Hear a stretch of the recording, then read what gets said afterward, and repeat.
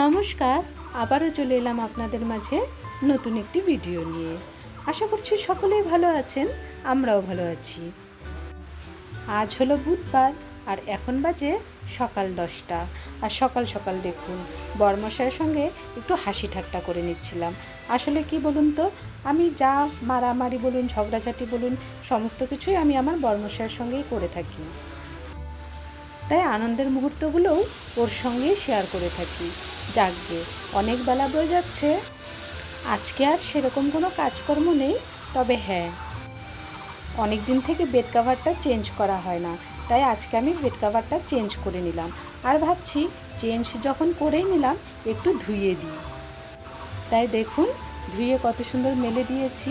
এদিকে অবশ্য সেরকম কোনো রোদ নেই, তবে ওয়েদারটা এত সুন্দর, রোদ নেই ঠিকই, কিন্তু এত সুন্দর বাতাস রয়েছে, আমার মনে হয় বেড কাভারটা তাতেই শুকিয়ে যাবে।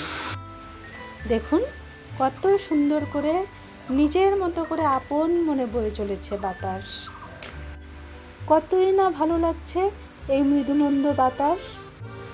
গ্রীষ্মের এই ঋতুতে মাসের বেশিরভাগ সময়ই থাকে প্রখর উত্তাপ, আর এই উত্তাপে কর্মজীবনের সকল ব্যক্তিরাই নাজেহাল। প্রচণ্ড দাবদাহে উত্তাপের পর হঠাৎ করে যখন এই বাতাস বয়ে আসে, আহা, শরীরটা একদম জুড়িয়ে যায়। এই স্নেহময় বাতাস চাইলেও তোমার কোনো ক্ষতি করতে পারবে না, শুধুমাত্র গাছের ডালপালাগুলোকে হালকা নুয়ে দিতে পারে, কারণ এই বাতাস যে একদম স্নেহময় প্রেমে পরিপূর্ণ বাতাস। যাকগে, এদিকে বেড কাভারটা ধুয়ে আমি স্নান করে ফ্রেশ হয়ে চলেও এলাম। বাইরের আবহাওয়াটা এত সুন্দর লাগছিল, মনে হচ্ছিল আজকে সারাদিন বাইরে থেকেই যাই, কিন্তু কি করা যাবে, কাজগুলো তো করতেই হবে আমার, বাইরে বসে থাকলে তো আর চলবে না। তখন তো শুধুমাত্র বেড কাভারটি তুলে নিয়ে গিয়েছিলাম, তো এখন একটি নতুন বেড কাভার পেতে দিব। একটা কথা কি জানেন, প্রতিটা সংসারে কিন্তু একই কাজকর্ম, কিন্তু প্রতিটা নারীর মুখে শুনবেন, তোমার সংসারে তো কাজ নেই, আমার তো সারাদিন কাজ করতে করতেই যায়।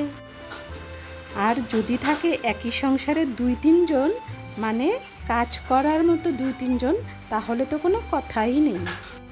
শাশুড়ি বলবে আমি সব কাজ করি, বউ সারাদিন বসে বসে খায়, আবার বৌমা বলবে আমি সারাদিন কাজ করি, শাশুড়ি সারাদিন বসে বসে খায়। এটাই হলো প্রতিটা নারীর জীবন।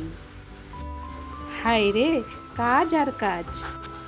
আর যে সংসারে একজনই থাকে কাজের জন্য, মানে একাকী একটি মেয়ে, সে আরাম করে করুক বা শুয়ে বসে করুক বা সারাদিন মোবাইল ঘেঁটে করুক, তার কাজ তো তাকেই করতে হয়। নাকি তার কাজগুলো কেউ এসে করে দিয়ে যায় বলুন? কেউ তো করে দিয়ে যায় না।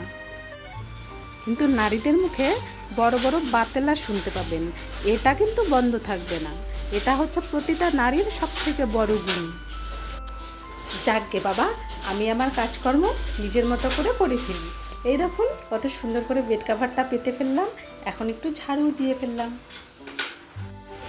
শেষ হয়ে গেল আমার সারাদিনের কাজকর্ম।